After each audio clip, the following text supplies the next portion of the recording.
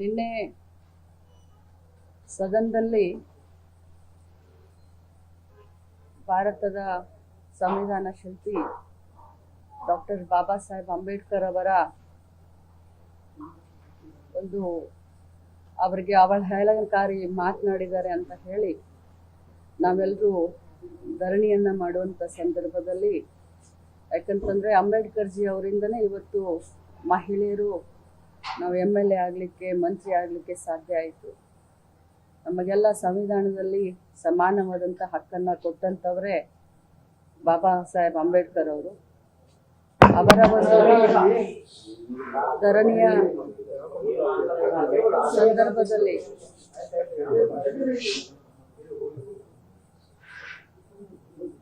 ಎಲ್ಲರೂ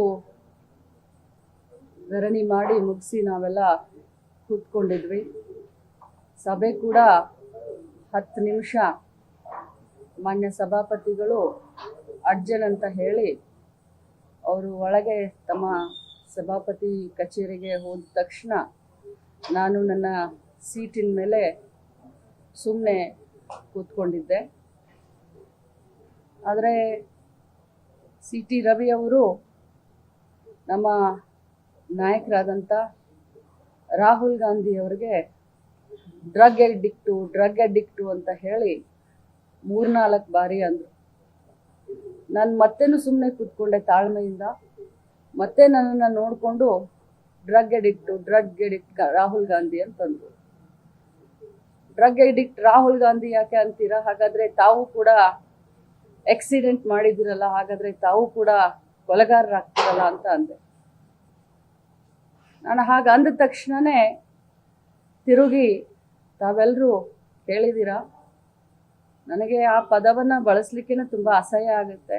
ನಾಗರಿಕ ಸಮಾಜದಲ್ಲಿ, ರಾಜಕಾರಣದಲ್ಲಿ ಭಾಳಷ್ಟು ಧೈರ್ಯ ಮಾಡಿ, ಭಾಳಷ್ಟು ಕಷ್ಟದಿಂದ ಒಬ್ಬ ಸಾಮಾನ್ಯ ಕಾರ್ಯಕರ್ತೆಯಾಗಿ ಇಲ್ಲಿವರೆಗೆ ಒಬ್ಬ ರಾಜ್ಯದ ಎಲ್ಲ ಮಹಿಳೆಯರನ್ನ ಪ್ರತಿನಿಧಿಸ್ತಾ ಇದ್ದೀನಿ.